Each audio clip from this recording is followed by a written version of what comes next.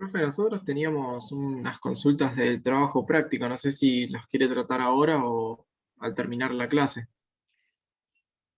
Como lo deseen, no sé, a ver, vos Fede, como vos digas, lo encaramos.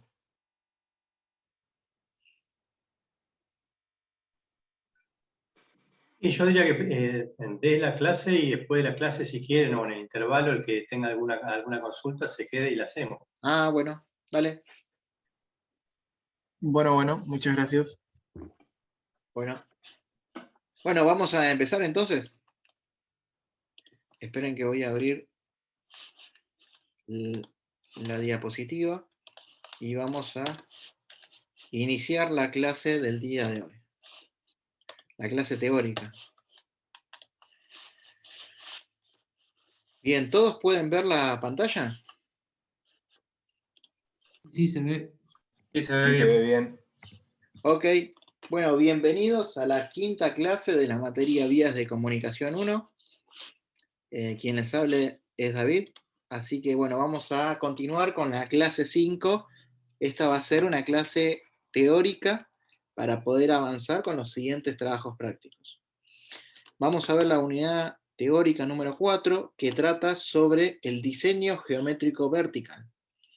Vamos a definir algunos aspectos que están detallados en este párrafo, como ser altimetrías, rasante, algún criterio para la determinación de la misma, alguna influencia de la pendiente en los caminos, curvas verticales y demás. Me parece después, Fede y Leo, vamos a ver esto, porque me parece que hay algunos temas que se dan y otros que no, pero bueno, después lo vamos a revisar al temario, ¿sí? Por lo pronto vamos a iniciar con lo que vendría a ser el diseño geométrico vertical.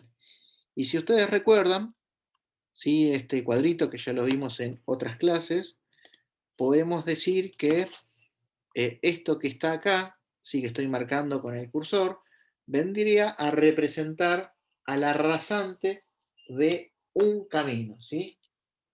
Y en este caso, esta curva alabeada, ¿sí? Que es de carácter tridimensional, puede ser representada por tres planos de referencia o tres planos de principales que los mismos corresponden a la planimetría, la altimetría y la sección transversal, que es la que tenemos acá y que me parece que se ve muy chiquitito. Entonces, tengan en cuenta que nosotros vamos a tener, si proyectamos esta curva labiada sobre el plano X, Y, vamos a tener lo que se denomina la planimetría. Y esta planimetría va a constar con puntos característicos que son los que vimos en la clase anterior, en el diseño planimétrico de un camino, en donde vamos a tener poligonales, ¿sí?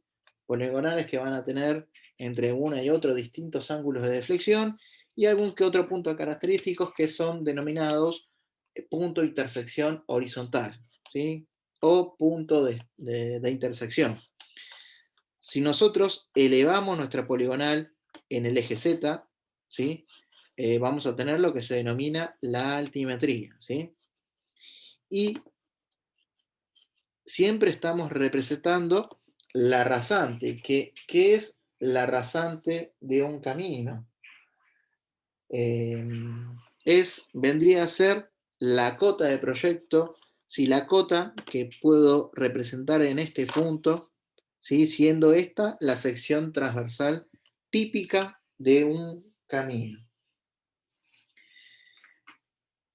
Entonces, nos vamos a basar para tratar sobre el diseño geométrico vertical con las distintas recomendaciones que nos da la norma de diseño geométrico de vialidad nacional que datan del año 2010.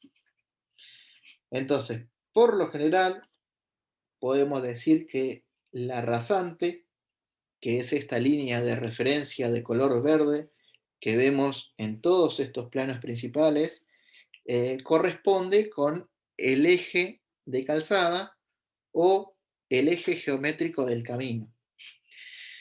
Eso siempre y cuando tengamos un camino de dos trochas indivisas. En cambio, en el caso de tener un camino de calzadas divididas, podría corresponderse, por ejemplo, al borde interno o al borde externo en función de lo que determine el proyectista de la obra. Y después vamos a ver que, por ejemplo, en ramas de ascenso y descenso de puentes o de intercambiadores, la misma puede llegar a ser otra la rasante. Pero por lo general, tengan en cuenta que es el eje de la calzada o el camino. Entonces, vamos a continuar viendo en la clase de hoy todo lo referido al diseño altimétrico o la altimetría. Bueno, acá vemos algunos factores que influyen en el trazado de la rasante, que son básicamente tres aspectos, como ser los técnicos, funcionales y de seguridad, como el primer caso, los aspectos económicos y los aspectos estéticos. Cuando nosotros hablamos de los aspectos técnicos, vamos a citar que es fundamental determinar el tránsito y la topografía, es decir, todo lo que vimos en la vez anterior, ¿recuerdan? En donde cuando veíamos los factores que influyen en el diseño geométrico de un camino, en donde teníamos dos cuadritos, un cuadrito que databa de la norma de vialidad del año 80, en donde teníamos la topografía, ¿sí? En donde la misma puede ser montañosa, ondulada o llana, y por otro lado el tránsito. ¿Y el tránsito cómo lo definíamos? Mediante las velocidades directrices, los volúmenes de tránsito, la composición, la distribución y el crecimiento que puede llegar a tener la misma. Ahora, también podemos citar, por ejemplo, que vamos a tener en cuenta los aspectos vinculados a las distancias visuales, es decir, a la distancia que vimos la vez anterior, ya sea la de detenimiento o la distancia sí, de detención, la distancia de sobrepaso o también denominada distancia de adelantamiento y alguna que otra distancia que como ser la tercera que habíamos visto que era para la toma de decisiones al momento de, por ejemplo, distancia visual de decisión. Hay que tener en cuenta que vamos a trabajar con pendientes, vamos a trabajar con curvaturas horizontales, ahora le vamos a agregar curvaturas verticales y todo eso debiera de estar coordinado planialtimétricamente, ¿sí? Es decir, que exista, por más que lo estudiamos de forma separada, tiene que estar todo coordinado, ¿sí? No, porque después vamos a ver que puede generar alguna anomalía el hecho de no pensar, por ejemplo, en una curva horizontal sin tener en cuenta las curvas verticales. Después hay que tener en cuenta aspectos vinculados al agua y los desagües. Esto está definido así por el manual del 2010 de diseño geométrico. Yo en lo particular los hubiera sumado porque toda el agua superficial debe ser desaguada en forma controlada por la red de drenaje o de desagües de un camino y tiene que ver con cuestiones vinculadas a también en los aspectos técnicos no hay que olvidar digamos algo que vamos a ver inclusive en las próximas clases que uno de los costos más importantes o más gravitantes de la construcción de un camino corresponde al movimiento de suelo. Y dentro del movimiento de suelo, el transporte presenta una gran gravitancia. Después tenemos cuestiones que ver con los puntos de control. Los puntos de control, ¿sí? Corresponden a como ser en una intersección, digamos, voy a tener un punto de control, en un distribuidor, o en un cruce ferroviario, o no sé, en algún cruce con alguna estructura, como ser un cruce con un curso de agua, o un obstáculo en donde tenga que tener un puente o una alcantarilla. Es importante tener en cuenta todos estos aspectos, y acá en los económicos vuelvo a hablar del movimiento de suelo, que es sumamente importante. Y después, bueno, esto tiene que ver con los aspectos que tienen que ver con la armonización de la obra con el paisaje que lo rodea. Y acá también le pondría aspectos ambientales, como un cuarto factor que va a influir en el trazado de la rasante. Este cuadro lo voy a mejorar para el año que viene, porque voy a agregar los puntos vinculados al movimiento de suelo y los puntos vinculados a lo ambiental, ¿sí? Entonces, el trazado altimétrico vertical, ¿sí? En este caso corresponde a, o comprende algunos elementos básicos, como ser, en este caso, las rectas, ¿sí? A ver, perdón, acá me parece que no lo corregí, pero en realidad los dos factores principales van a ser las rectas, ¿sí? Las poligonales, en este caso altimétrica, que va a corresponderse, si es en subida, a una rampa, y si es en bajada, a una pendiente. Y después vamos a tener lo que vendría a ser la curva vertical, ¿sí? Así que, perdón, lo voy a modificar ahora, así está bien, ¿sí? Acá vamos a poner rampas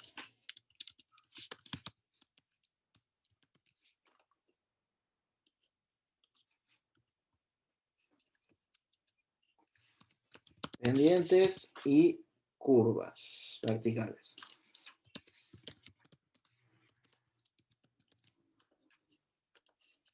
Entonces, guardado este cambio, esto lo hago así para que sea análogo a esta bibliografía, en donde esto se simplifica con la recta, ¿sí?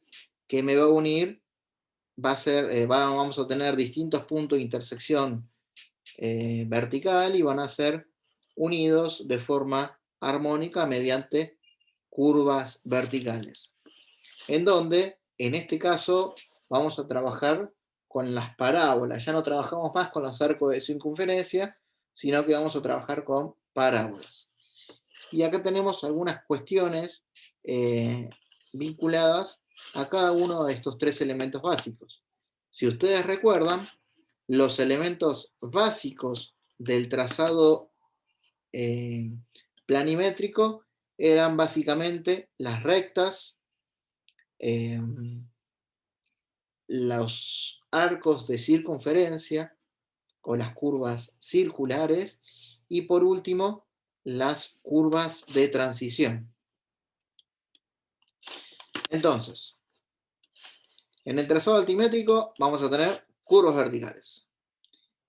Las curvas, según el lado en que se las veas, van a ser cóncavas o convexas. Esto quiere decir que van a ser o cara triste o cara feliz, ¿sí? Y las mismas, para que lo entiendan, hago esta analogía, Y las mismas deben cumplir con algunas condiciones que tienen que ver con la seguridad del tránsito, con la comodidad de los pasajeros o ocupantes de los vehículos, con la apariencia estética del rasante y con un drenaje superficial adecuado. Y estas curvas, tanto cóncavas como convexas, pueden ser parabólicas. ¿Sí? Las parábolas pueden ser de segundo grado cuadráticas, de tercer grado cúbicas. También podemos trabajar con parábolas circulares, con parábolas elípticas, con parábolas con transiciones y demás, pero la curva vertical más utilizada en el diseño geométrico vertical son las parábolas cuadráticas y son las que vamos a estudiar en este curso. Entonces vamos a ver los elementos que corresponden a una curva vertical. ¿Sí? En donde tenemos las rectas tangentes verticales, la recta A y la recta B, que en su punto de intersección vamos a tener el P y B, o punto de intersección vertical. Entre ambas rectas vamos a tener un ángulo de deflexión delta y algunos que otros puntos característicos, como ser el principio de curva, el fin de curva, el centro de curva, la longitud de la curva y bueno, acá vemos que tenemos las pendientes, ¿sí? Las pendientes I1 y la pendiente I2, en donde la pendiente I1 es positiva y esta recta pasa a denominarse rampa por ser una subida, siendo este el sentido de circulación, y esta pasa a ser con I2 una pendiente negativa, es decir, para una bajada. Entonces, acá el ángulo alfa y la pendiente están correlacionados porque la tangente de alfa para muy pequeños ángulos es igual a la pendiente. Y bueno, las curvas verticales pueden ser simétricas o asimétricas. En el caso de ser simétricas, L1, es decir, la longitud horizontal del centro de la curva, del punto del centro de la curva hacia el punto extremo, ¿sí? Es igual a L2 y es igual a L sobre 2. O también pueden ser asimétricas, donde L1 es distinto a L2 y esto va a ser distinto al L total sobre 2. ¿Sí? L total o L de la curva vertical. Entonces, para que no se mareen, las curvas verticales pueden ser simétricas o asimétricas, cóncavas o convexas, y vamos a ver que tenemos rampas y pendientes. ¿Sí? Nosotros vamos a definir, ¿sí?, cuáles son los parámetros de cálculo o cuáles son las funciones matemáticas que me van a servir para diseñar o proyectar una curva vertical y posteriormente poder replantearla en obra para poder materializarla con la construcción. ¿Hasta ahora se escucha bien? No sé si Sí, profe. tienen Sí, se escucha. alguna duda.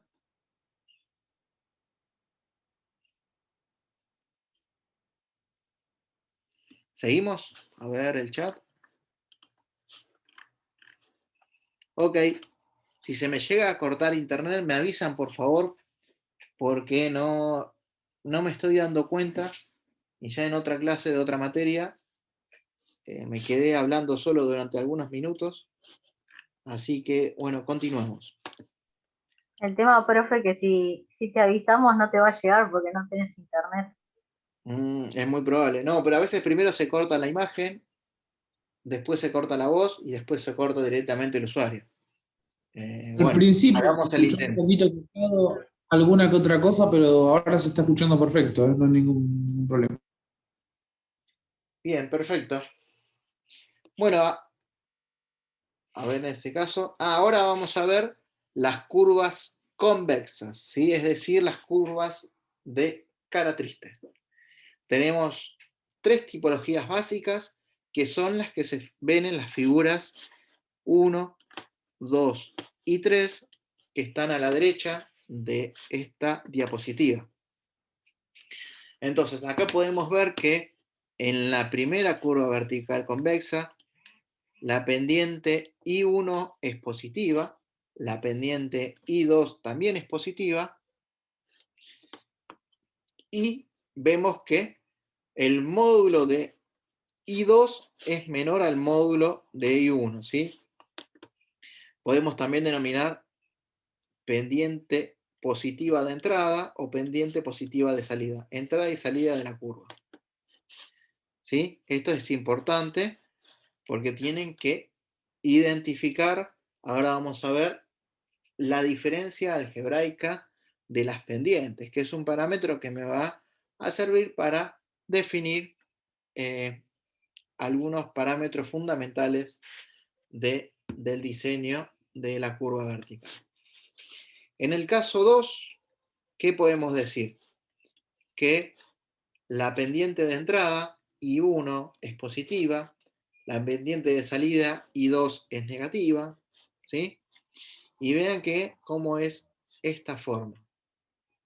¿Sí? Es el caso más sencillo y es el caso que ustedes muchas veces en los parciales o en los exámenes finales se olvidan de los casos 1 y 3 y piensan que todas las curvas verticales son como el caso del medio, pero no. Hay que tener en cuenta que estos son tres tipologías distintas de curvas verticales convexas. En cambio, las curvas verticales cóncavas también tenemos tres tipologías, ¿sí? En donde la más habitual es la tipología del medio, es decir, la 2, y en donde las pendientes de entrada es negativa, la pendiente de salida es positiva, y presenta esta conformación. Si en cambio la curva 1, ¿sí? Ambas son negativas, y en la curva 3 ambas son positivas. ¿Sí? Bien, ahora vamos a definir a la parábola cuadrática como curva de diseño vertical utilizada en diseño vial altimétrico. En este caso lo que podemos ver es una curva vertical de eje horizontal, ¿sí? Este es el eje horizontal. Y vemos que la curva tiene puntos característicos como ser el foco, el vértice de la curva, la directriz, el parámetro, ¿sí? En donde, voy a leer acá lo que dice acá al costado, no me deja ver, ahí está. Dados en un plano una recta D, ¿sí? Una recta D y un punto F, que es el foco, se llama parábola al conjunto de planos, ¿sí? Al conjunto de puntos del plano que equidistan de la recta y el punto. La recta D se llama directriz y el punto F se llama foco. Esto tiene que ver con lo aprendido en la materia álgebra y geometría analítica, en donde ustedes estudiaron las superficies cónicas, siendo la parábola una representación, ¿sí? De un plano que corta de alguna forma a la superficie cónica.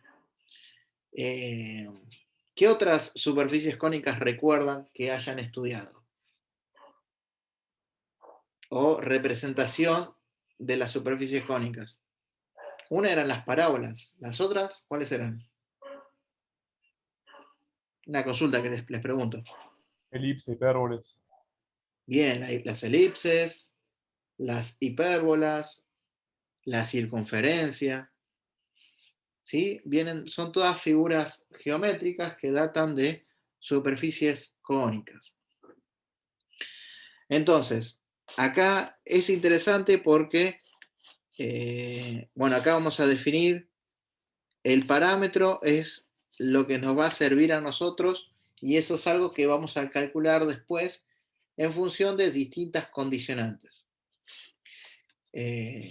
Bueno, de acá mucho no me voy a detener.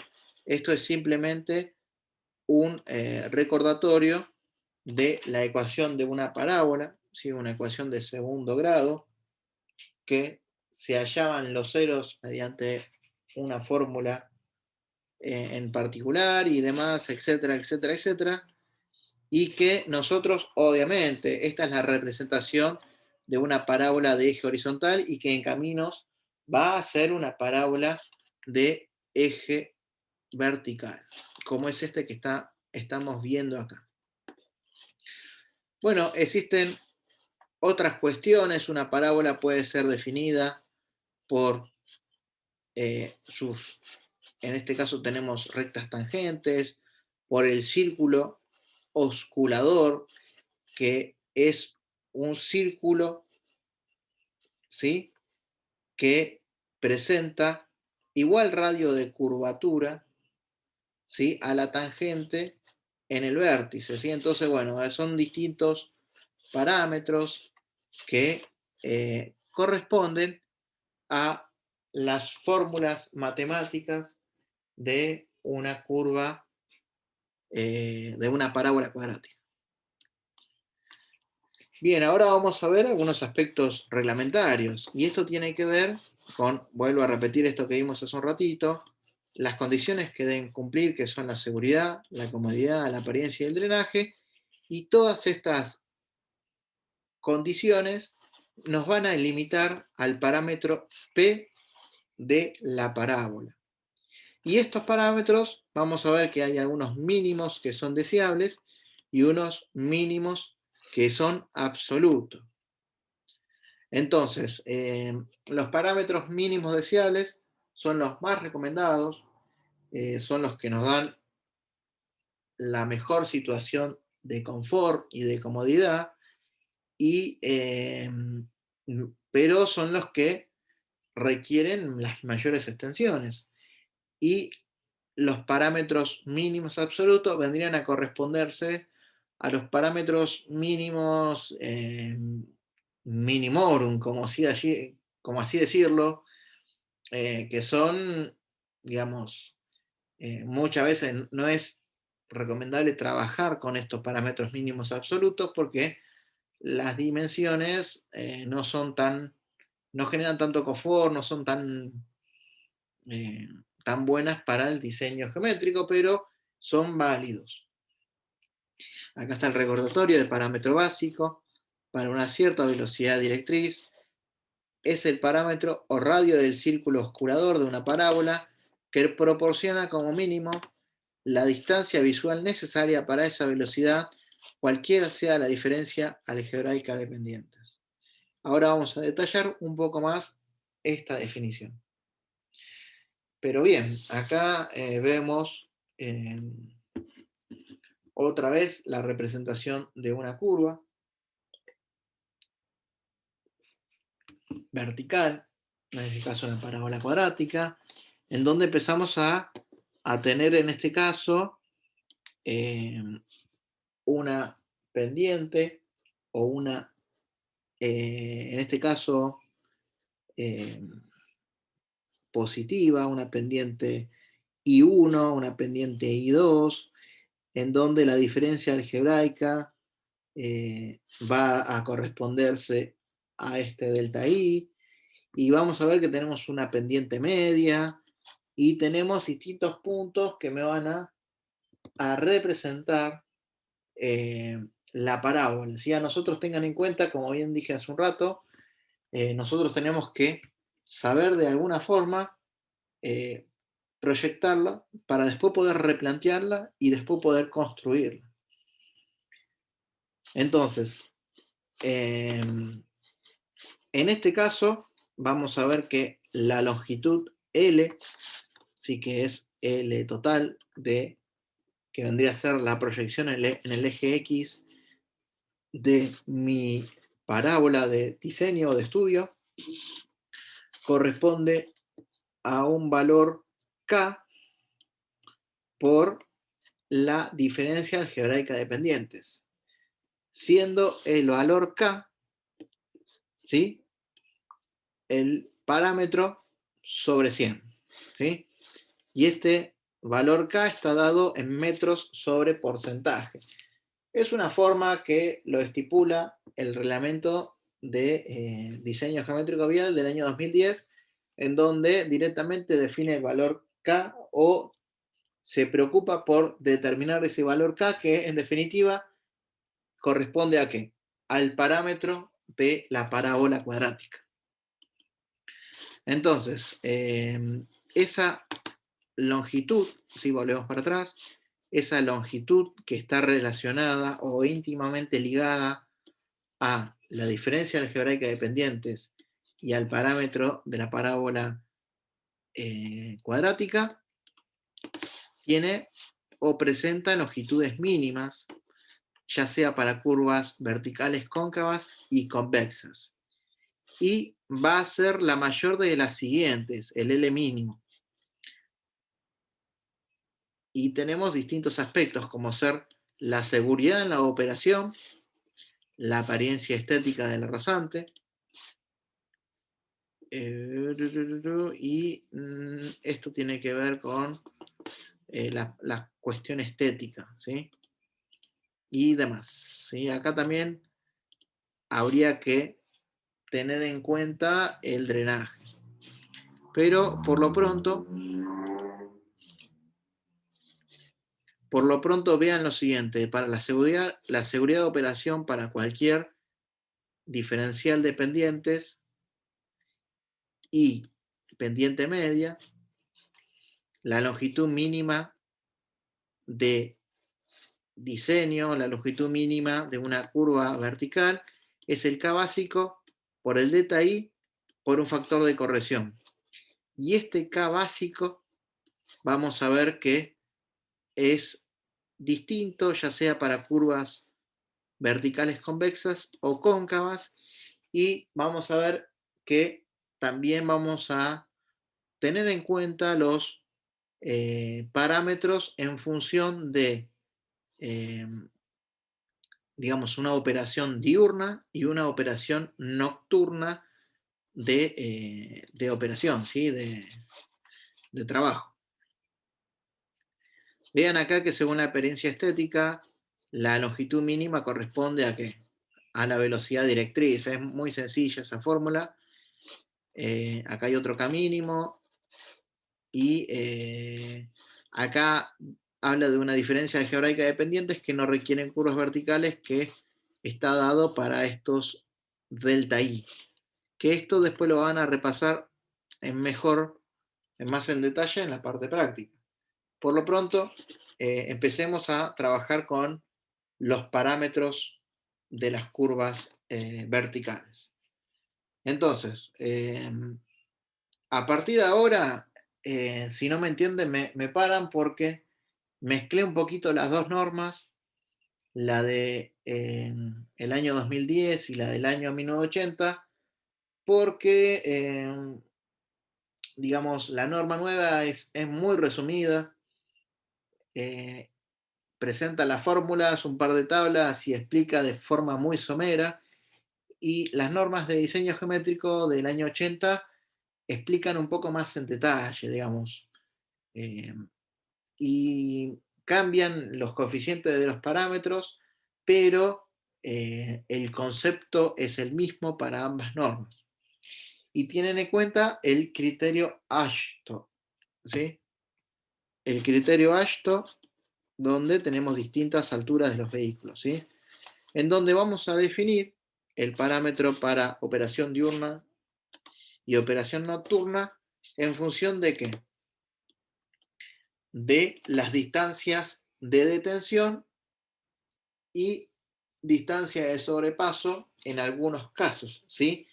Es decir, que vamos a tener en cuenta las distancias visuales o distancias de visibilidad. Entonces, tengan en cuenta lo siguiente. En operación diurna, acá es muy importante considerar,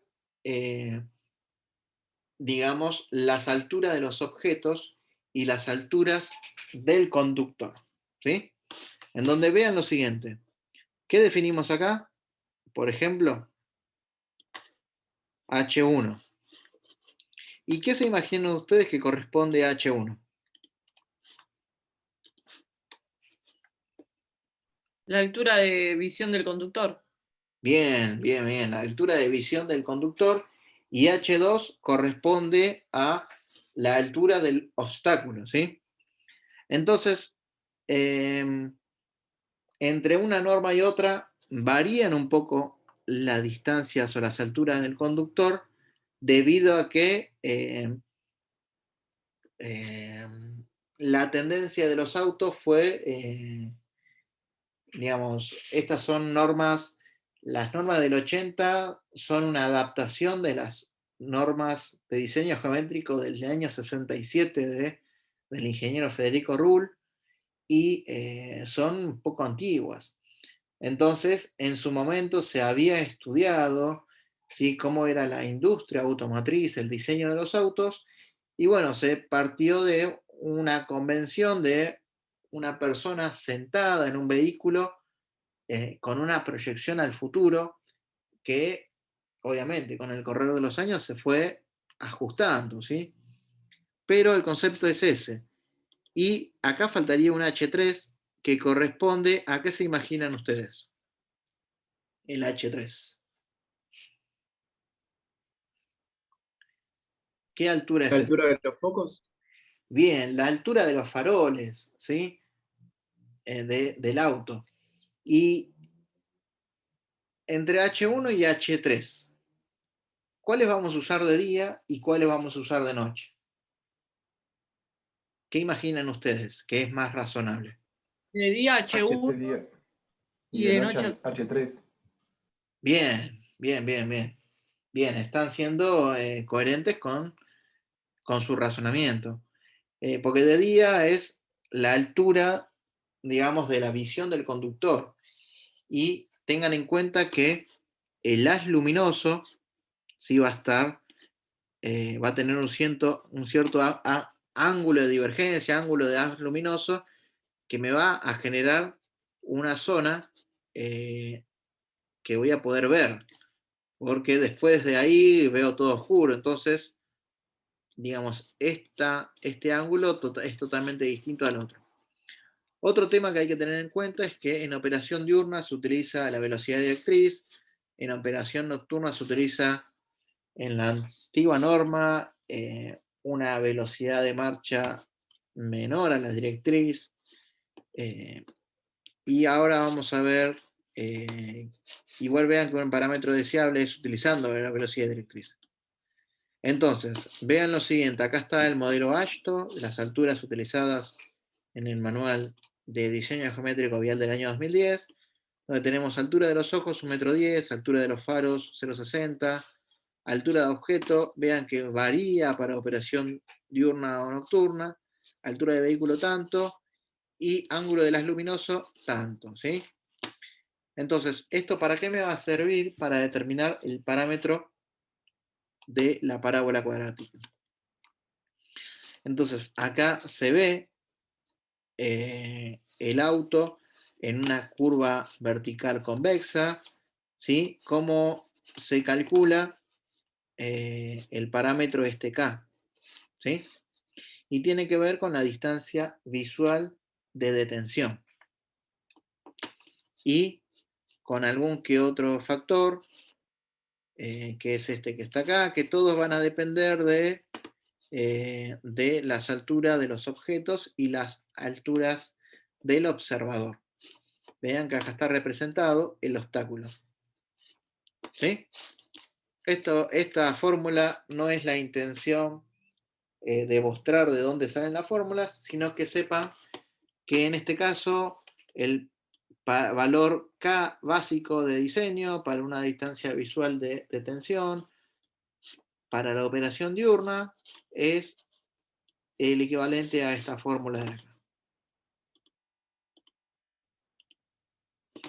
Para la operación nocturna es la misma fórmula, pero con otros valores de alturas.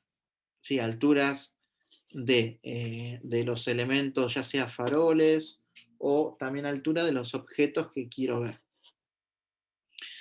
Eso era para la de tensión.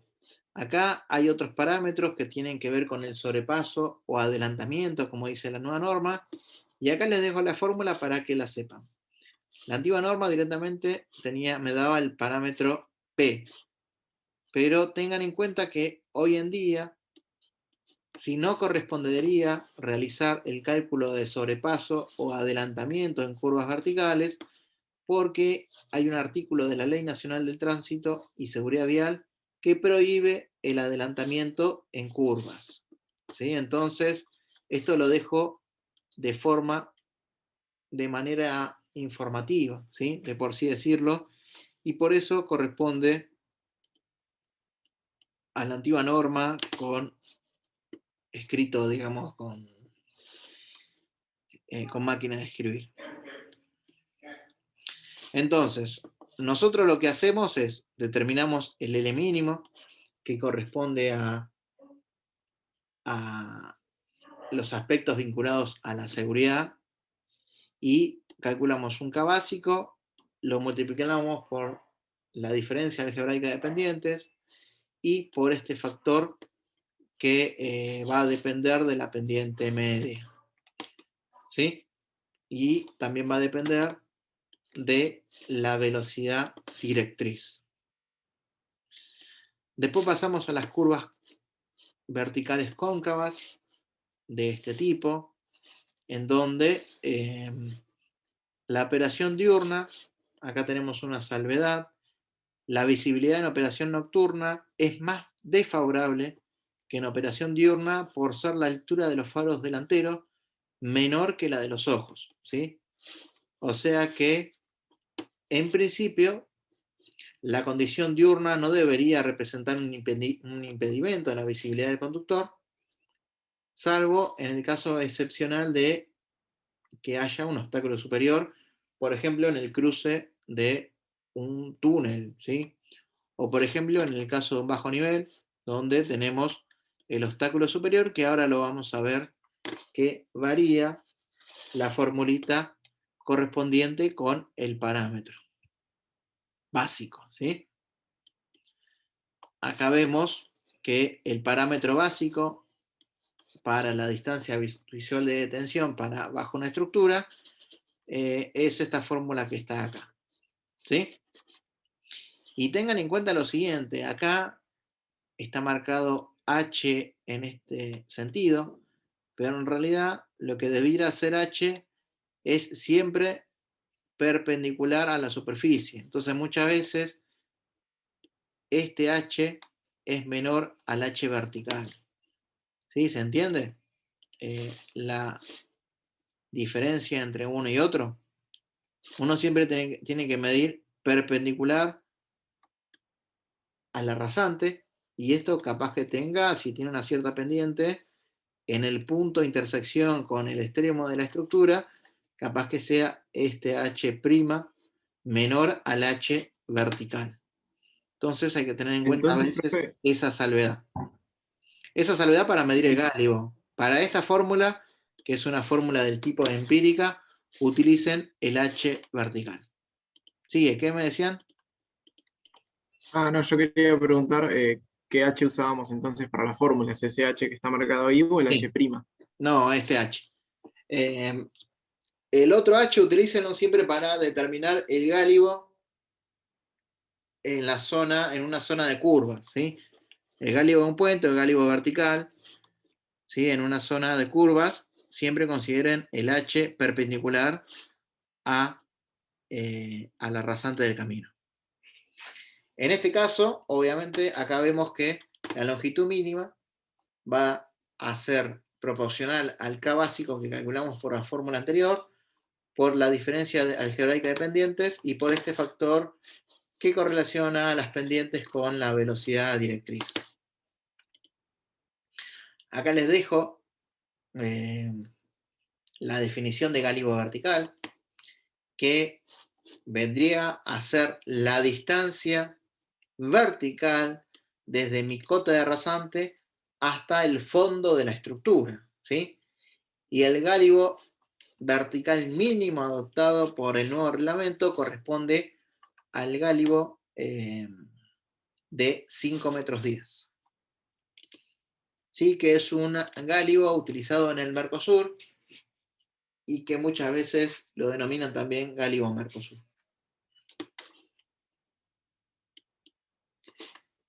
¿Se entendió más o menos lo de curvas? Yo creo que esto va a estar más detallado cuando se hable bien en el trabajo práctico. Por lo pronto vamos a continuar hablando de pendientes. Entonces, acá podemos decir que la influencia de las pendientes van a afectar mucho más a los camiones pesados que a los vehículos particulares. ¿Por qué imaginan ustedes que las pendientes van a afectar más a los camiones?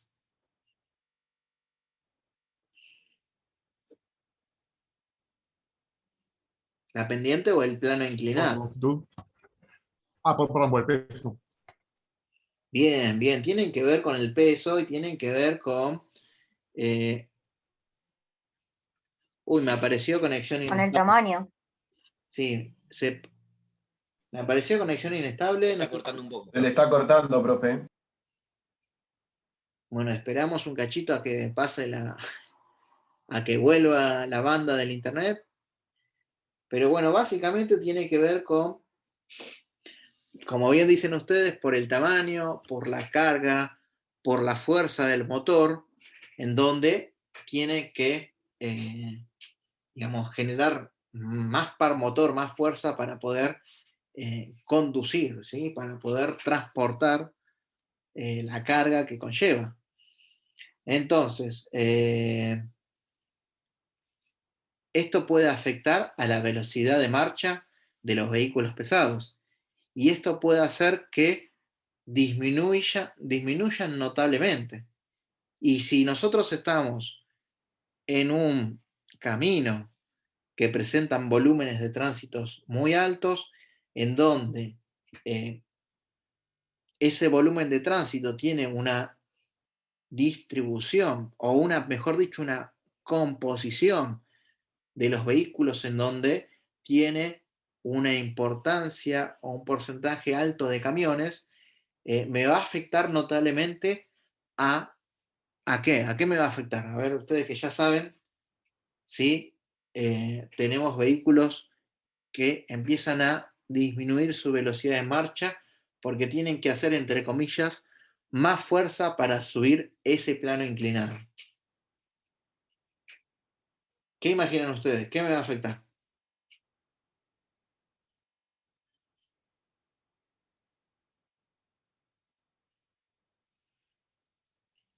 Primero el volumen de tránsito y también Sí, ¿qué más? ¿Qué más? Después de volumen, ¿qué viene? ¿Qué viene? la densidad era. Perdón, ¿cómo? Era cuando había muchos vehículos, era la densidad, ¿puede ser? Sí, en realidad es densidad, es cantidad de vehículos por longitud de tramo. Pero en realidad tiene que ver con la capacidad del camino, tiene que ver con el nivel de servicio. ¿Se entiende?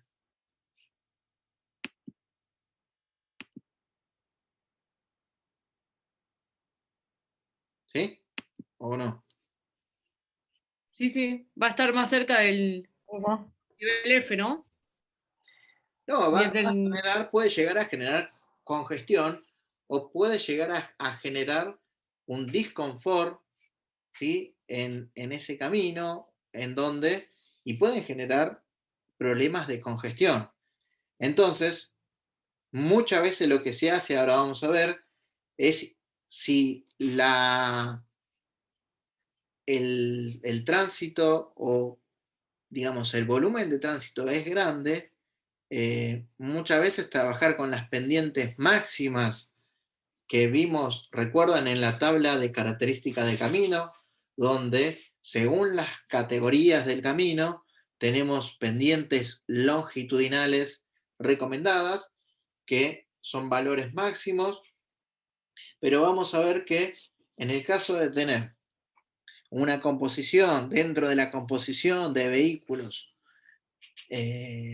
un porcentaje importante de camiones, me va a afectar los niveles de servicio de mi camino y muchas veces tengo que disminuir la pendiente de tal manera de empezar a tener en cuenta esto, porque los vehículos van a tardar más en atravesar ese camino y esto va a demandar en mayores costos operativos, ¿sí? Costos de los vehículos para poder circular por ese camino. Y es más, es tan importante el estudio de la pendiente que se realizan, es tan importante determinar la pendiente de un camino que se realizan estudios técnicos económicos en donde se analiza, por ejemplo, cuánto disminuyen los costos operativos de los vehículos si, por ejemplo, disminuimos la pendiente longitudinal del camino. Es bastante interesante este tema porque a veces, digamos, esto hace que uno empiece a volver a retomar quizás la poligonal de diseño que utilizó una determinada pendiente y empezar a ver, bueno, pero ¿qué pasa si tenemos un porcentaje del volumen, de la composición del volumen de tránsito de camiones que va a ser importante y que esto me va a generar que se me aminore la velocidad de marcha en un cierto porcentaje que hace que disminuya el nivel de servicio del camino? Y por ello, muchas veces lo que se suele hacer es una trocha adicional, ¿sí? Ascendente para los camiones. ¿Se entiende? Sí, se entiende. Y de esa forma que el camión suba a la colina, suba a la pendiente a una velocidad menor, a la velocidad de marcha de los vehículos livianos, por ejemplo, y no dificulte el confort de mi camino.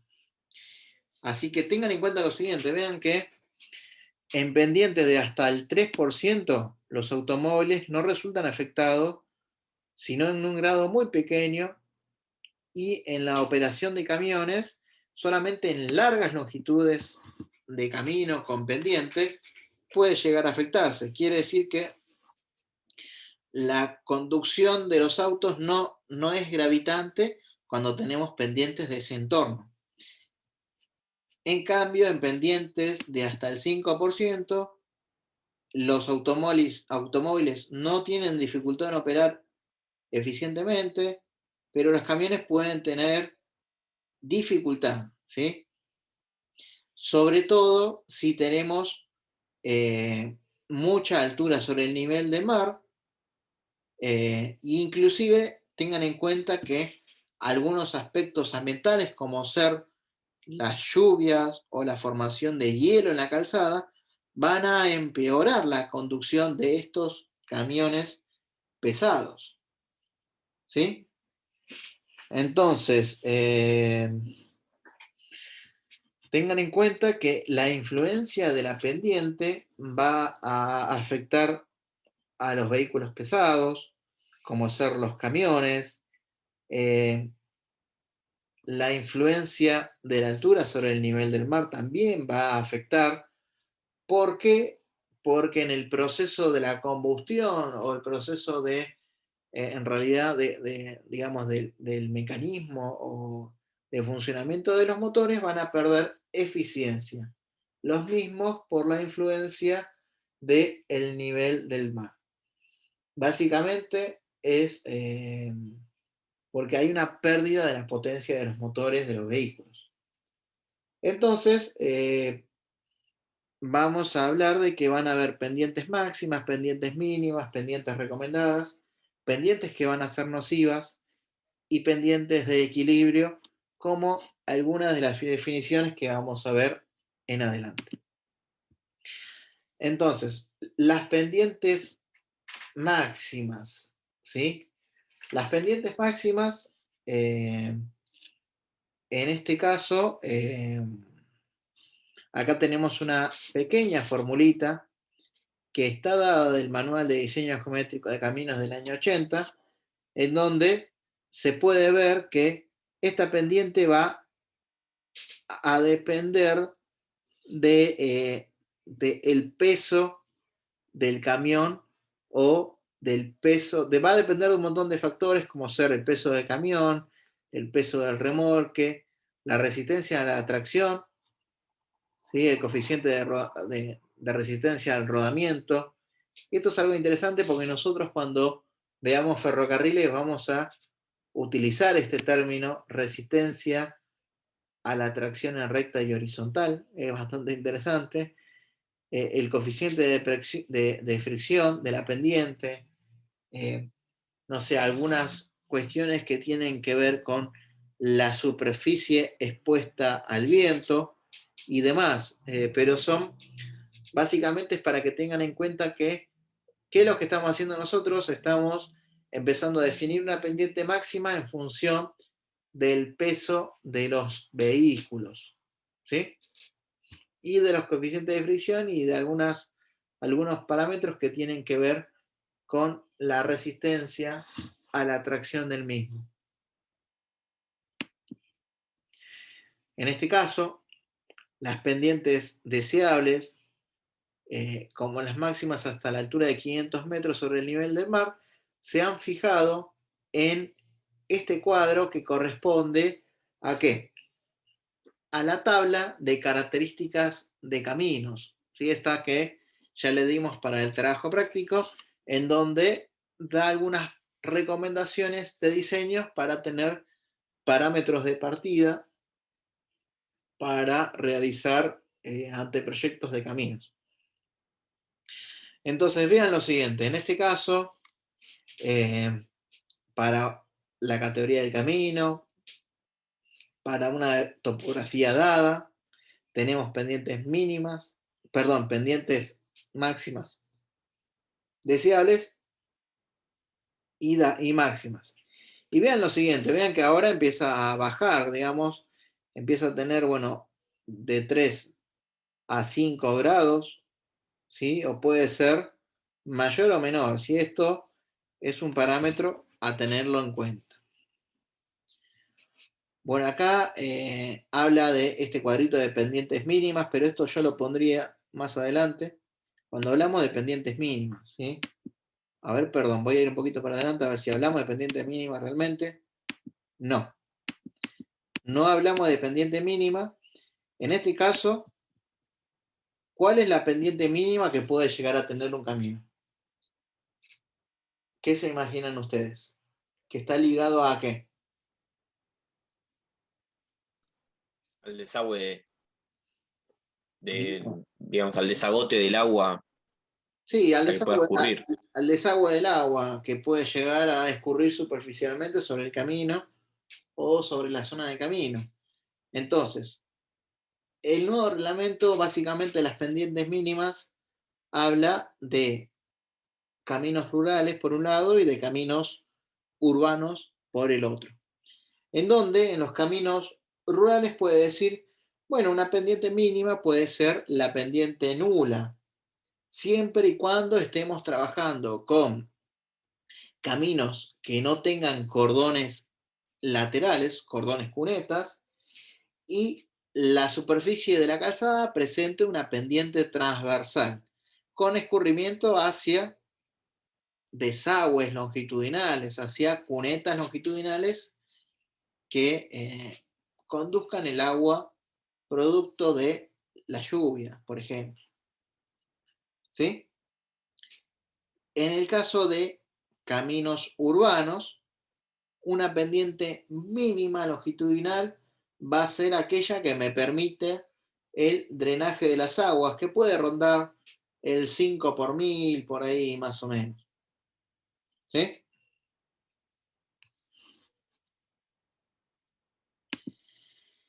Bien, ahora vamos a ver otro concepto que es el de pendientes nocivas y pendiente de equilibrio. La pendiente de equilibrio es aquella pendiente por la cual un vehículo que baja con una velocidad uniforme no utiliza la fuerza de tracción del motor. ¿Sí? Si dicha velocidad uniforme se hace igual a la velocidad directriz, obtendremos la pendiente de equilibrio dada por esta fórmula del carácter empírico. Es bastante interesante porque tengan en cuenta que si ustedes están en una bajada, ¿sí? Y cuando conducen el vehículo y no tienen que pisar o el acelerador o el freno, ¿sí? Es decir que están trabajando con el vehículo en movimiento sin necesidad de darle tracción o de frenarlo, esa vendría a corresponderse a una pendiente de equilibrio. Y obviamente va a depender de qué? De las características del vehículo. Y esta pendiente de equilibrio, como depende del vehículo, va a ser distinta si trabajamos con autos o si trabajamos con camiones, ¿sí? Entonces vean que acá es una fórmula empírica que data sobre el antiguo reglamento de vialidad. Entonces, vean acá que tenemos las pendientes de equilibrio para automóviles y para camiones. Y vean lo siguiente, si las pendientes son mayores que las pendientes de equilibrio, pasan a ser pendientes nocivas, ¿sí? Porque, por ejemplo, para el bajar se debe disipar energía en frenar, y esto va a exigir un consumo adicional. Entonces, esto es lo que se denomina pendiente nociva, y es importante porque acá, como bien les dije anteriormente, esto va a influir en los costos operativos de los vehículos en caminos con altos volúmenes de tránsito. Entonces, por eso es deseable en estos tipos de caminos donde tengamos volúmenes de tránsito altos, con un porcentaje de camiones en su composición alto, no proyectar pendientes superiores a las que recomienda la norma. Y en tal caso, en el caso de no poderse por cuestiones económicas o también por cuestiones vinculadas a la topografía o a la zona en donde, digamos, hay que generar muchos movimientos de suelo, hay que generar, no sé, muchas obras de arte para poder tener esas otras pendientes que no acompañan quizás a la topografía del emplazamiento. Entonces, bueno, hay que pensar en, por ejemplo, realizar carriles adicionales. Una Entonces, consulta. sí. En los caminos de montaña, digamos que uno cuando va bajando intenta bajar el cambio hasta que, digamos, va rebajando hasta que uno entra en esa velocidad en que Sí, esa coincide velocidad con de la equilibrio. pendiente, ¿no? Sí, esa es la ¿Y velocidad eso de está equilibrio. estudiado justamente? ¿Eso es lo que se estudia, encontrar ese punto? Sí, esa vendría a ser la pendiente de equilibrio que en tal caso se tiene que coincidir con la velocidad directriz del camino.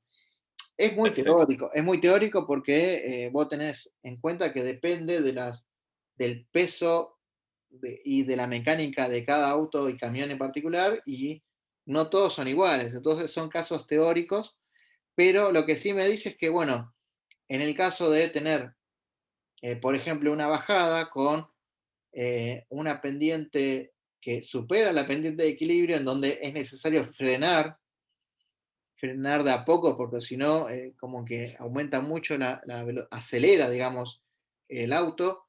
Entonces, hay que tener un carril adicional, ¿sí? Obviamente el carril adicional puede ser porque el vehículo desaceleró en la subida o aceleró en la bajada. ¿Se entiende? Sí, perfecto. Se entiende, gracias.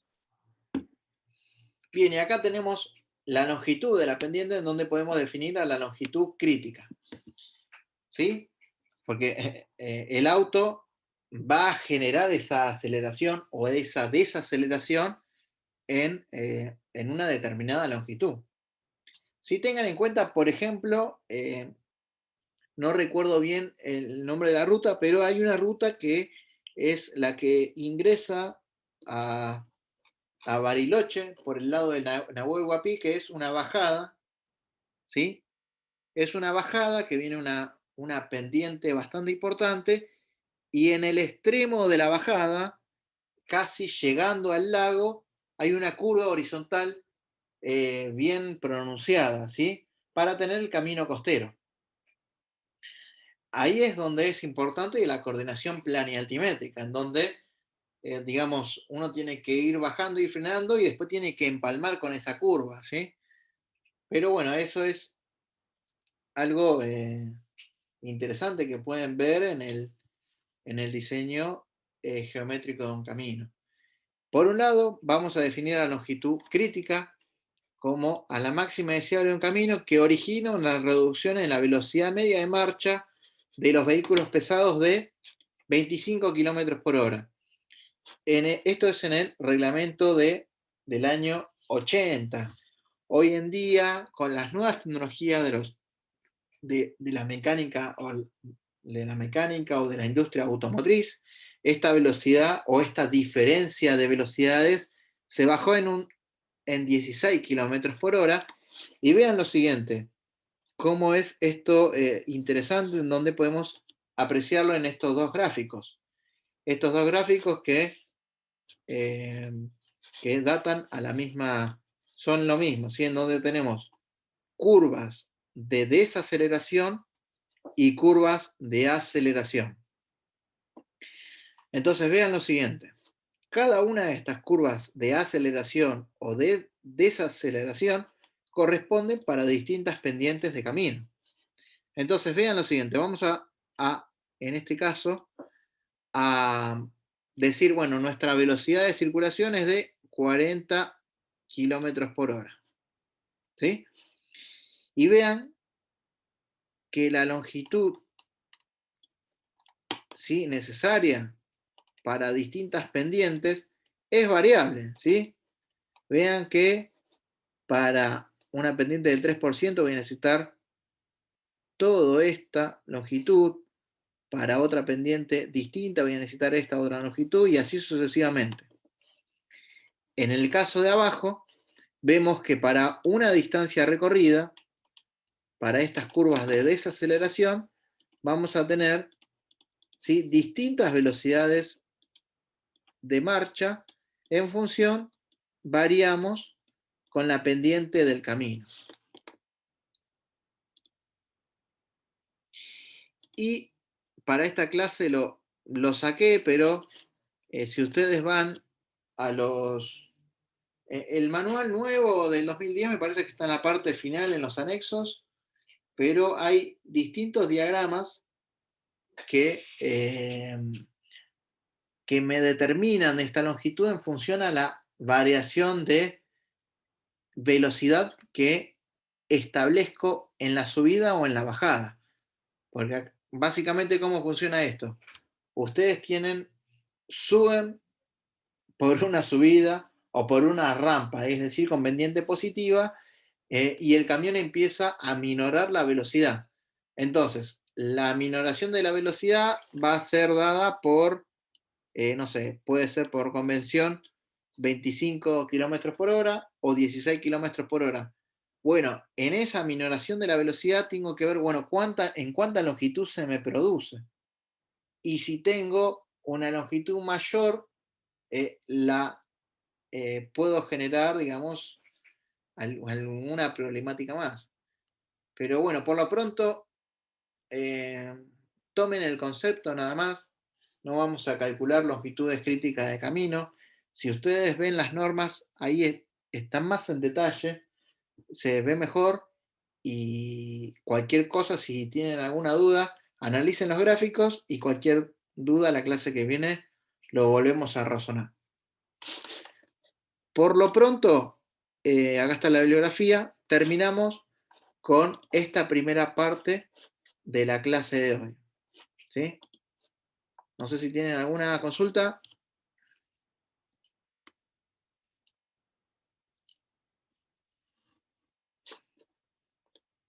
Bueno, vamos a continuar con la segunda parte de la clase, de la materia. Y en este caso en particular vamos a hablar, vamos a tratar sobre la unidad número 5, que trata sobre el diseño de la sección transversal de un camino. Así que compone todas estos temas. Entonces vamos a definir la sección transversal de un camino como la intersección con un plano vertical perpendicular a la proyección horizontal del eje longitudinal.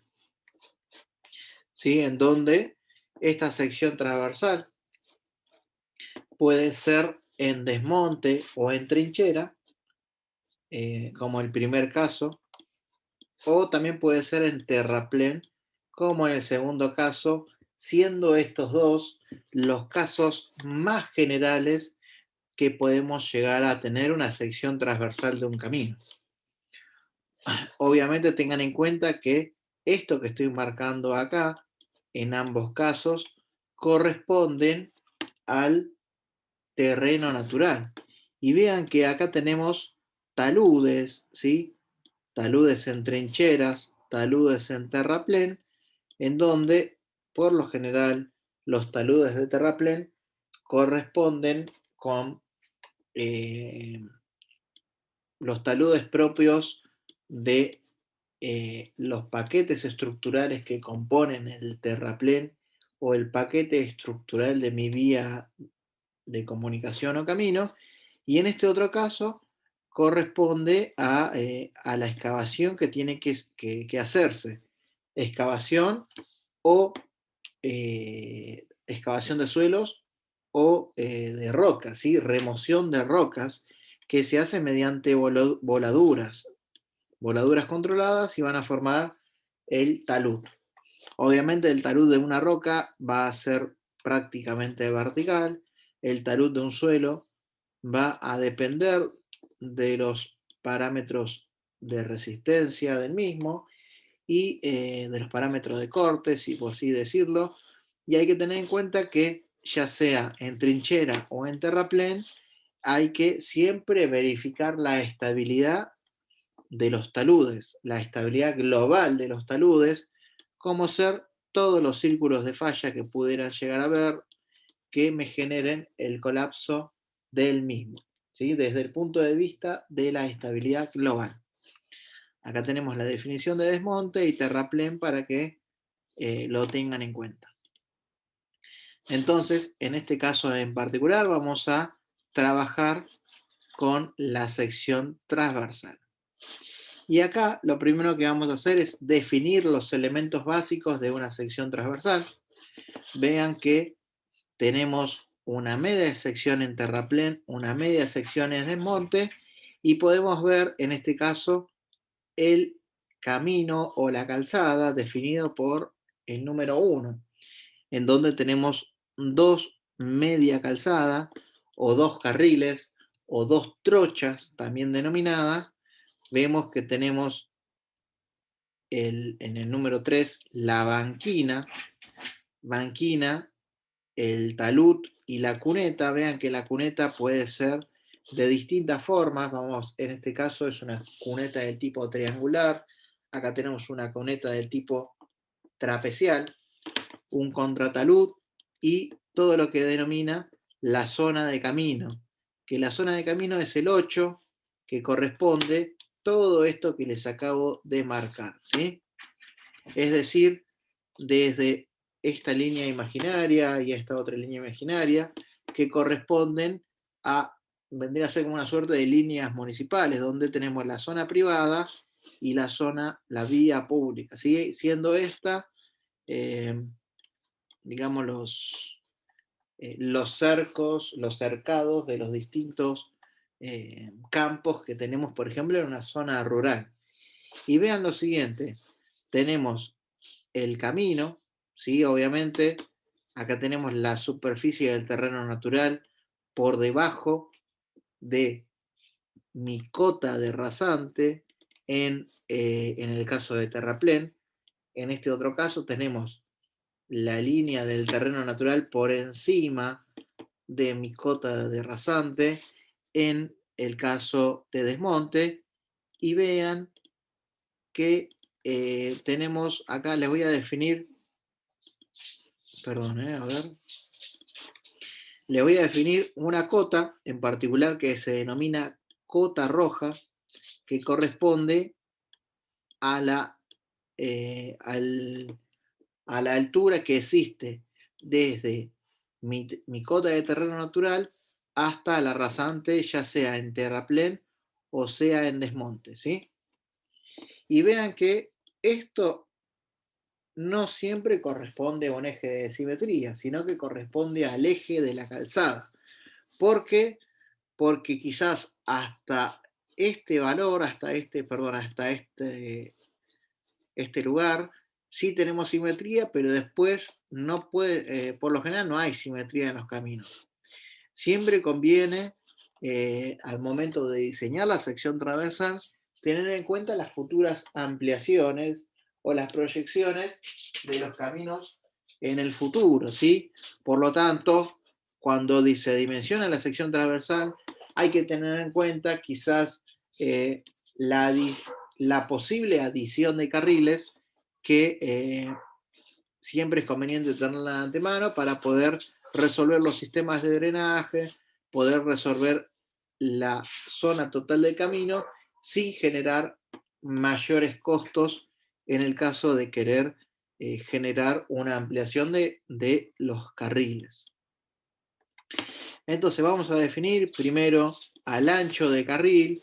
Acá tenemos la doble recomendación del 2010 y del año 80, en donde esta simplemente me dice que 2 carriles para velocidad de directriz alta es el carril cada uno de 3.65, para velocidades directrices bajas se puede adoptar 3.35 de carril. Me gusta más el cuadrito del reglamento del 80, en donde tenemos distintas velocidades directrices que sumen y tenemos distintas categorías de camino, en donde me define directamente el ancho de calzada, ¿sí? No el ancho de carriles, sino el ancho de calzada, que corresponde a 2 carriles. Obviamente, 760, ¿a qué corresponde? A 2 veces, ¿qué? Perdón, 670, corresponde a 2 veces 335, ¿sí? Y 730 corresponde a 2 veces 365. ¿Sí?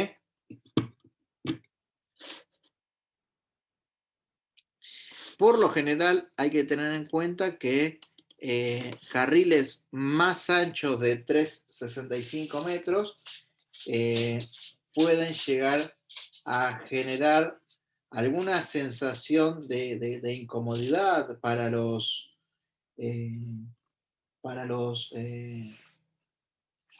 usuarios del camino, y por eso generar cuestiones negativas referidas a la seguridad. Por lo cual no se suele, digamos, tener carriles de mayor anchura. Bueno, acá tenemos ahora la pendiente transversal de la calzada. Obviamente acá tenemos distintas formas digamos, o distintos perfiles de la calzada, que puede ser en diedro, quebrado, en curvo, en el caso de tener calzadas de 2 carriles indivisos, en el caso de tener calzadas separadas, tenemos con pendiente hacia afuera, como este caso, o con pendiente en diedro, en el caso que está acá abajo. A ver si me disculpan un momento. Bien, acá vemos los perfiles de calzada que esta forma de la pendiente transversal, en el caso de pavimentos de hormigón, está dada por la curvatura que tiene la regla vibradora, ¿sí? Que me determina una pendiente transversal, o también denominado bombeo, o también se lo suele, digamos, denominar en la jerga vial el peralte, aunque nosotros sabemos o identificamos la vez anterior como peralte como la digamos, la pendiente que sirve para poder contrarrestar la fuerza centrífuga en una curva.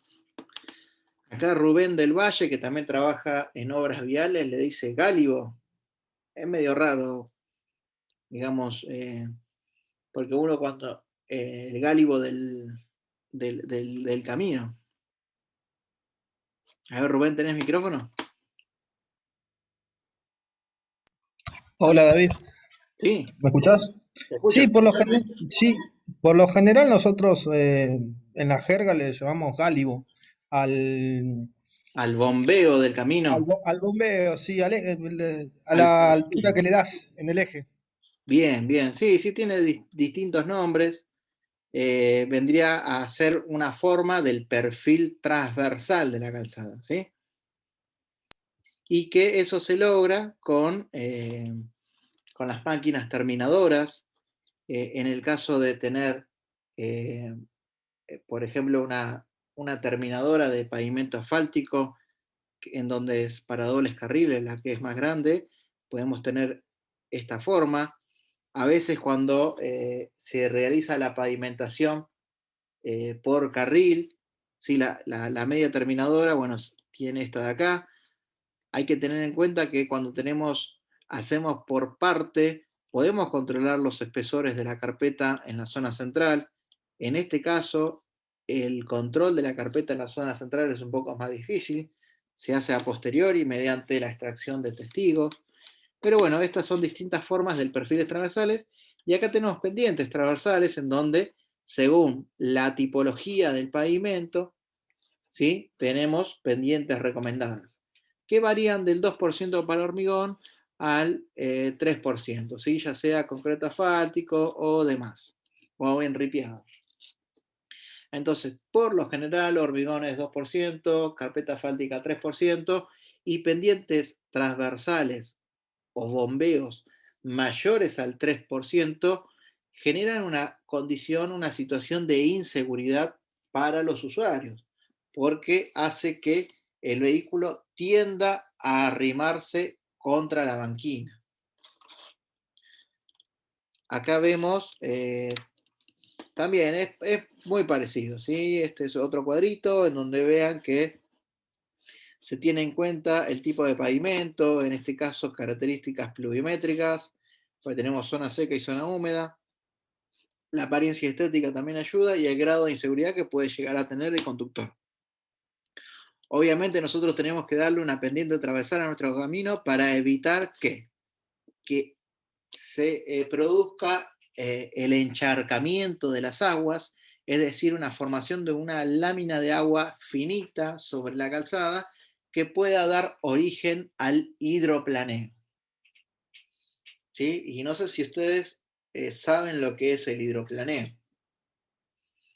No sé si alguno de ustedes conduciendo quizás sobre una avenida en donde se puede estar a velocidades relativamente altas, en lluvia o después de una lluvia, en donde en algunos lados, no una película, digamos, de mucha altura de agua, sino una película muy finita que hace que cuando ustedes aprieten los frenos, el auto se deslice, ¿sí? Empiece a planear producto de esa película de agua que se generó, y esos encharcamientos pueden generar accidentes. Entonces, la pendiente transversal debe evitar la formación de esa lámina de agua. Bueno, acá tenemos algunos perfiles transversales de obras básicas en el caso de calzadas divididas. Vean que en el primer caso tenemos pendiente al exterior, ¿sí? ¿Sí? De ambos carriles. Estos están divididos por un cantero central y tenemos cunetas laterales. En el caso B, ¿sí? Tenemos en forma de diedro, digamos, o con escurrimiento hacia ambos lados, en donde tenemos quizás con cunetas longitudinales exteriores y una cuneta central en el cantero. Obviamente, la cantidad de carriles de un camino está definido por los volúmenes de tránsito que circulan por el mismo, y digamos, en este caso tenemos varios sentidos o multicarriles. A ver, por lo general lo que conviene es tener calzadas divididas, por ejemplo, separadas por sentido, porque esto me va a permitir que se puedan realizar sin mayores problemas en el futuro las distintas ampliaciones o construir mayores carriles en nuestra vía de comunicación. Si seguimos para adelante, este es el caso típico de tener dos carriles divididos en una zona de curva, ¿sí? Con el peralte, digamos, vean cómo es el mismo. Este es el caso de montaña, un camino de montaña en donde tenemos una fuerte pendiente transversal, entonces tenemos que tener, y tenemos poco espacio, entonces para evitar el derrame o la contención de los suelos o enrocados o terrenos, tenemos que realizar alguna suerte de muro de contención. Bueno, esto es lo que habíamos visto anteriormente de la trocha adicional ascendente, en donde, digamos, en las subidas o en las rampas se generaba la desaceleración, es decir, una disminución de la velocidad de los vehículos pesados. En las zonas de bajadas o de pendientes se genera una aceleración o un aumento de la velocidad de los vehículos pesados, y vemos que en función de esa variación de velocidades tenemos distancias en donde se producen las mismas. Entonces, en esas distancias es donde muchas veces, como bien dijimos en la primera parte de la clase, se debiera de evaluar la posibilidad de tener quizás un tercer carril, un carril adicional para vehículos pesados. Entonces, acá vemos en el caso de carriles de ascenso y descenso o carriles de adelantamiento, vemos algunas recomendaciones de las cuñas de entrada y de las cuñas de salida, que en este caso varían según la velocidad señalizada, o velocidad de marcha, o velocidad que figura en la señalización del camino. Carriles de adelantamiento, vemos que nosotros podemos generar una suerte de tercer carril de adelantamiento en caminos de dos trochas indiviso, o estos carriles de alguna forma. Obviamente hay algunos que son recomendados o no recomendados, y esto va a depender de digamos, las evaluaciones técnicas económicas que se hagan, en donde sea necesario quizás realizar un carril de adelantamiento. Vean lo siguiente, este de acá del medio es el más sencillo de explicar de todos, el resto está bien detallado en la norma de vialidad que se la adjuntamos, pero vean por qué no es recomendado porque nosotros tenemos un carril adicional y la salida de este carril adicional es muy cercana a la entrada o a la salida del carril adicional de la mano contraria. Entonces se puede generar una suerte del conductor, si no está bien señalizado, que siga y cruce, ¿sí? Entonces, muchas veces es recomendado realizar esta parte de acá, en donde la salida no se encuentra con la visual de la otra salida, entonces no se evitan sensaciones que puedan generar accidentes. ¿Sí? Después tenemos lo que vendrían a ser los costados de la calzada, es decir, la zona despejada. Vean que acá tenemos el límite de la zona despejada, de acá para allá es la zona despejada, y esto se denomina el costado de la calzada, siendo esta la calzada, y el costado de la calzada va a estar compuesto de las banquinas, ¿sí? Las banquinas externas que pueden ser pavimentadas o pueden ser de suelo, y tenemos también cuestiones en este otro caso, el cantero central y demás, ¿sí? Esta es la banquina interna pavimentada, banquina interna de suelo, etc. En el caso de las zonas despejadas, vemos este cuadrito que nos dice, bueno, según el tipo de camino, según la categoría, según su velocidad directriz y según su TDMA, bueno, tenemos alguna recomendación de los taludes y una dimensión de la zona despejada mínima. Si vean que es 10 metros por lo general, ¿sí? De 10 metros. Después, bueno, las banquinas. Las banquinas son áreas, ¿sí? Utilizables inmediatamente adyacentes a las calzadas, ¿sí?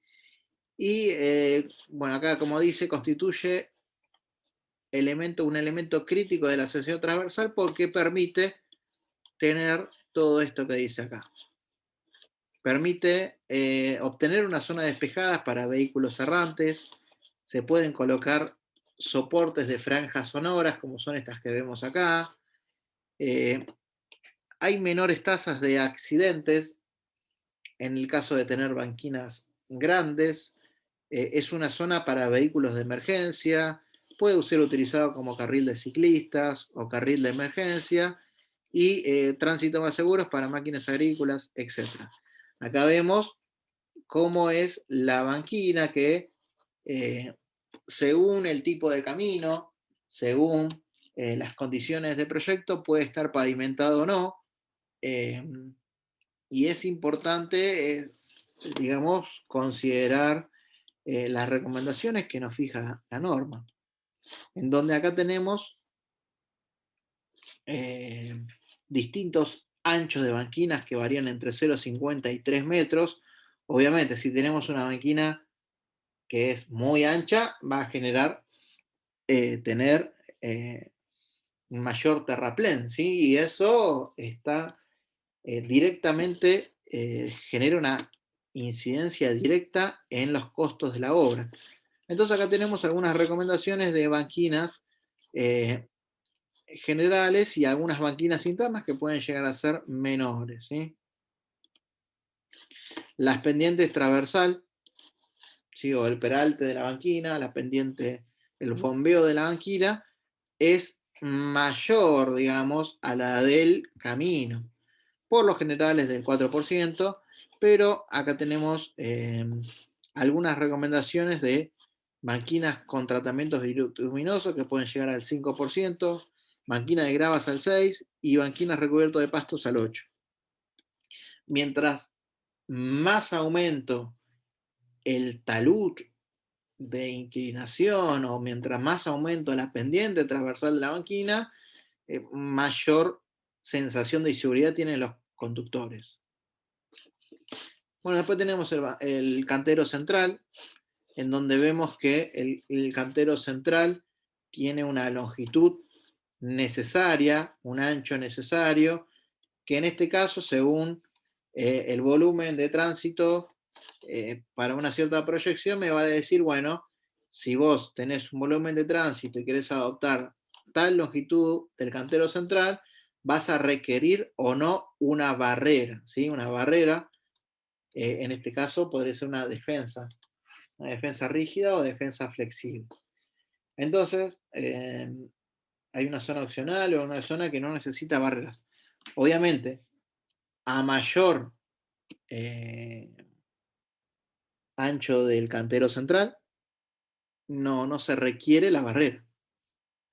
Y acá vemos algunas recomendaciones de las pendientes cuando tenemos un cantero central con una pendiente interna, ¿sí? En donde también son cuestiones vinculadas a la altura del mismo y a las visuales que pueden llegar a tener.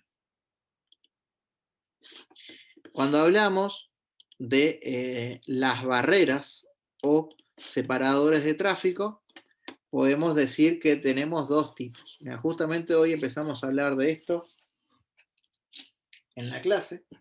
Bueno, en este caso tenemos las barreras que son flexibles y las barreras que son rígidas, ¿sí? Que se ubican en los laterales de un camino, por ejemplo, cuando el ancho del cantero central es reducido, o también se colocan cuando en los accesos a los puentes o en algunos lugares en particulares. Y es un elemento importante para la seguridad de los ocupantes del vehículo como de algún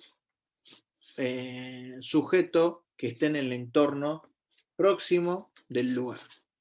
Obviamente acá vean lo siguiente, la defensa flexible para un impacto en este sentido, ¿qué va a hacer? Va a deformarse y va a absorber la energía del impacto o de la colisión por deformación. ¿Sí? En cambio, la barrera rígida no va a absorber ningún impacto, sino que va a tender a encauzar el tráfico para que retome la vía. Si vean lo siguiente que acá presenta, existen distintas tipologías de barreras rígidas. Comúnmente se suelen denominar New Jersey, ¿sí? Y esta barrera flexible se suele denominar Flex Beam, por su nombre en inglés. Y les decía que las barreras rígidas lo que hace es, el auto pisa el New Jersey y tiende a retomar el camino. ¿Sí? En teoría eso es lo recomendable. Acá hay algunos objetivos que después lo pueden llegar a leer. Y bueno, tenemos las flexibles, las semiflexibles y las rígidas. Y hay una suerte de barreras que no se suelen utilizar que consistían en alambres. Imaginen cuando se impacta contra un alambre lo que puede llegar a suceder. ¿Sí? Entonces es bastante peligroso. Pero bueno, básicamente lo que podemos decir es que las rígidas son de hormigón premoldeado, no van a disipar la energía como las otras, son sumamente indeformables después del choque y requieren de poco mantenimiento. En cambio, las barreras flexibles o las Flex Beam transforman la energía del impacto en trabajo de deformación. ¿Sí? Y las que antes eran de mallas, de acero y de cables, por su peligro, ya están en desuso. Acá vemos algunos ejemplos. Una consulta. Sí, adelante. La que se refiere que es de alambres o de mallas vendrían a ser como las que están en la autopista acá en el acceso sudeste, el tramo que llega hasta el peaje. Es verdad, sí, ahí hay una del lado que va para Capital, o sea, del lado que va de Avellaneda para Capital. Sí, del lado derecho, yendo en sentido Capital. Claro, si uno toma la autopista por el acceso sudeste, lo tiene del lado izquierdo. Pero sí, son ya me ubico. perfiles con Sí, cable de acero. esas son sí, Sí, esas son las flexibles, pero esas no van a reducir tanto el impacto, ¿sí? Son relativamente peligrosas y son las de más bajo costo, ¿sí? En ese caso fue la solución que se hizo para poder dividir un carril de la autopista, digamos, en la zona del acceso sudeste. Pero sí, ese es el ejemplo está bien. Por lo general ya no se suelen recomendar. Esas son relativamente, no tan antiguas, pero bueno, siguen estando ahí por cuestiones de economía. Es Sí, simplemente sí, por ahí para, abrir ese carril para poder ingresar al peaje. Sí, sí, que por ahí para un auto no son tan problemáticas, porque bueno, un auto se arrima, la velocidad no es tan alta, pero una moto llega a chocar contra eso y no queda nada. sí, sí, sí. Sí, son complejas. Pero bueno, vean en este caso, acá tenemos la Flex Beam, tenemos de distintos tipos. Tenemos la mini defensa y las más grandes. Esto, si quieren después información de defensas, le podemos dar algún manual de recomendaciones. Hoy en día, el CIRSOC 801 en su... no, el 800, que es para puentes carreteros, ¿sí?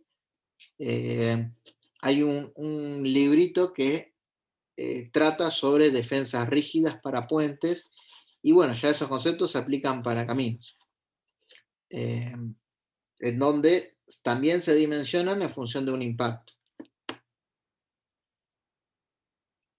Y algunos pueden ser, bueno, acá vemos bien cómo son estos separadores, pueden ser premoldeados o pueden ser ejecutados in situ. ¿Alguna consulta más de las barreras de protección?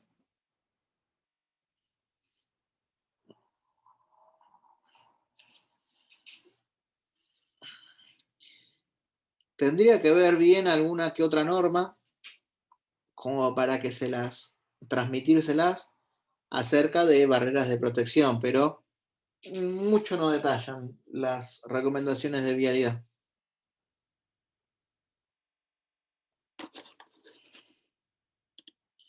Después tenemos taludes y contrataludes. Vean que acá tenemos un talud. Sí, vean que si el talud es muy empinado y está cercano, en este caso, a un curso de agua natural, hay una seguridad que es más bien psicológica, ¿sí? La sensación de estar al borde del precipicio. Entonces, hay que tener en cuenta cuestiones técnicas, es decir, la estabilidad global de los taludes, cuestiones psicológicas, esta sensación que les acabo de decir, de fácil mantenimiento. Si los taludes son muy empinados, es muy difícil ir con alguna maquinaria para cortar los pastos o demás. Y después, bueno, tienen aspectos económicos y estéticos. Vean que acá vemos una pendiente recomendada, ¿sí? Que da un alto grado de seguridad técnica para taludes.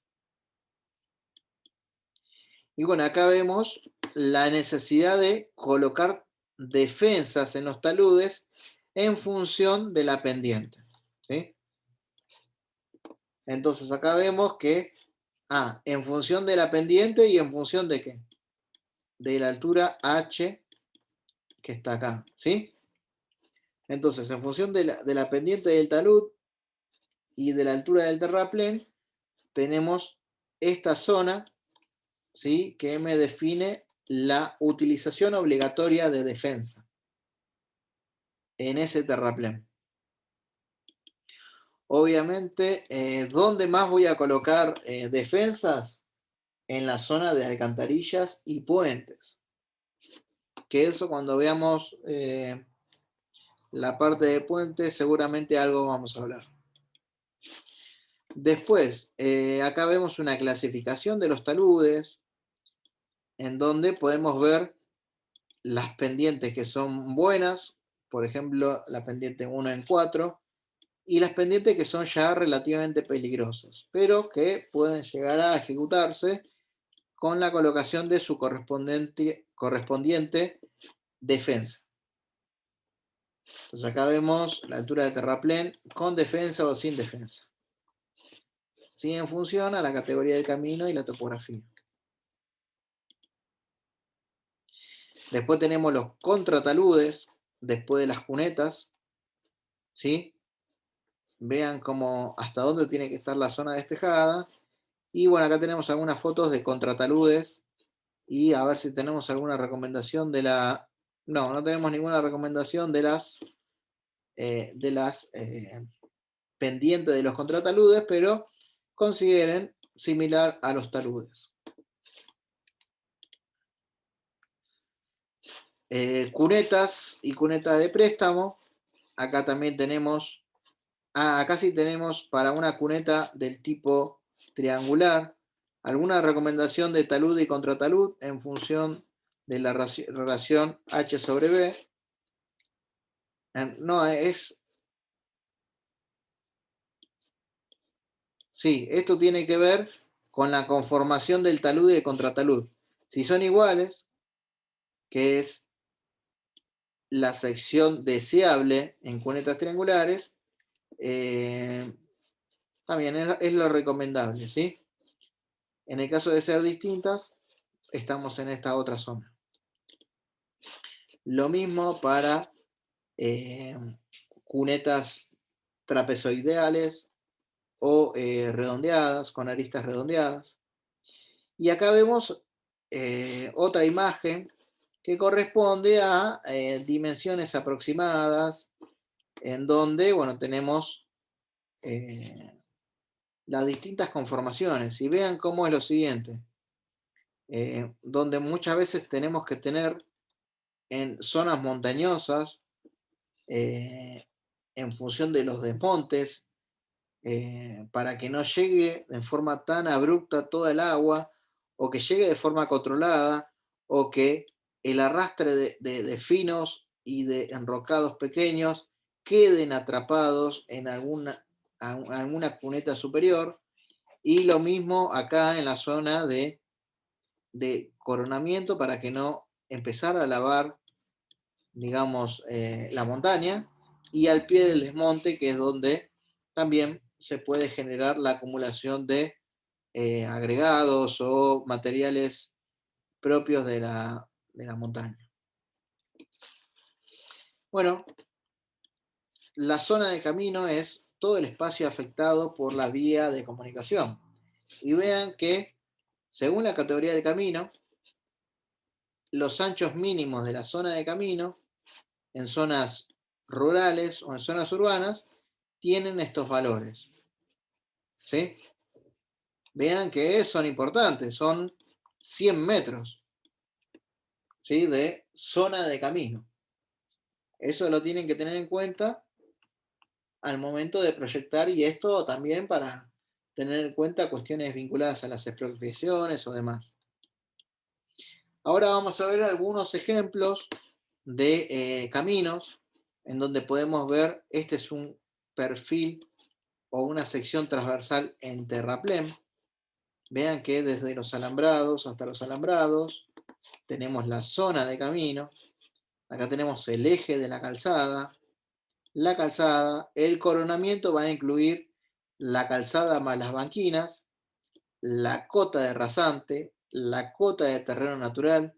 La diferencia entre ambas cotas va a ser la cota roja.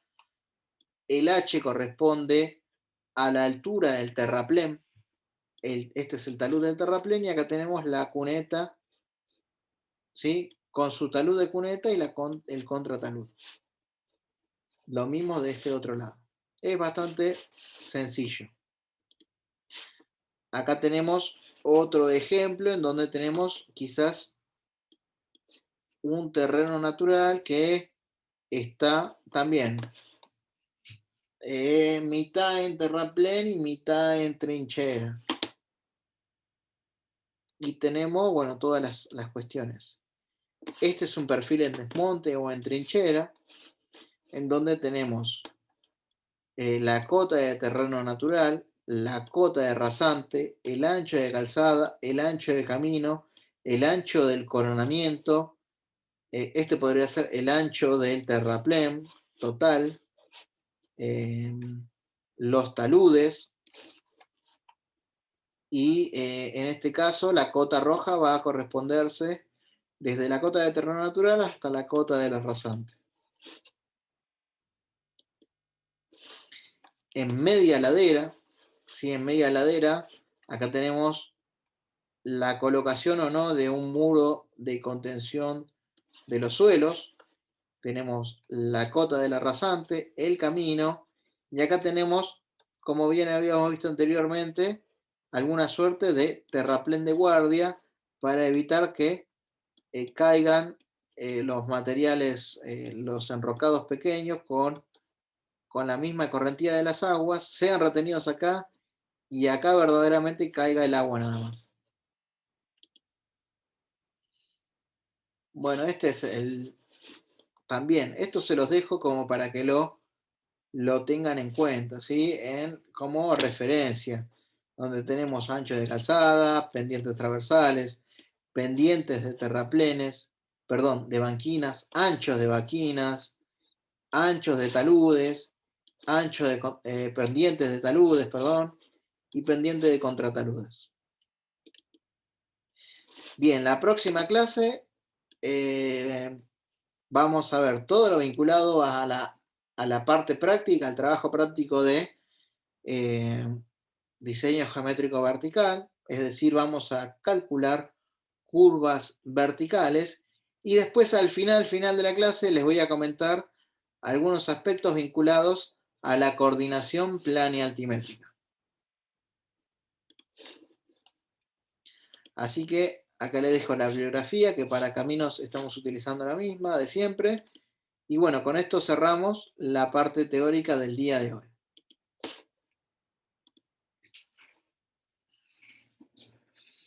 Bien, no sé si tienen alguna duda.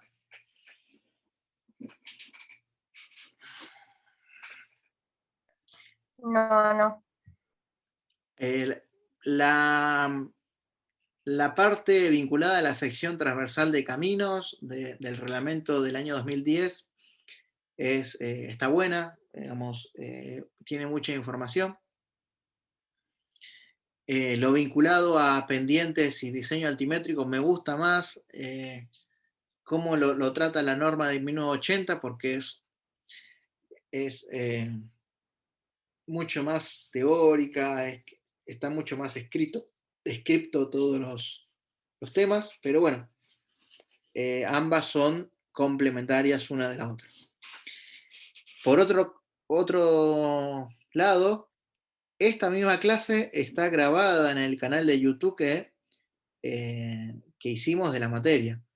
Y el año pasado está explicado todo con el antiguo reglamento, así que, digamos, pueden ver ambas clases, la de hoy y la del año pasado, y quizás les resulte de utilidad. Así que no sé si tienen alguna consulta para continuar. Sí.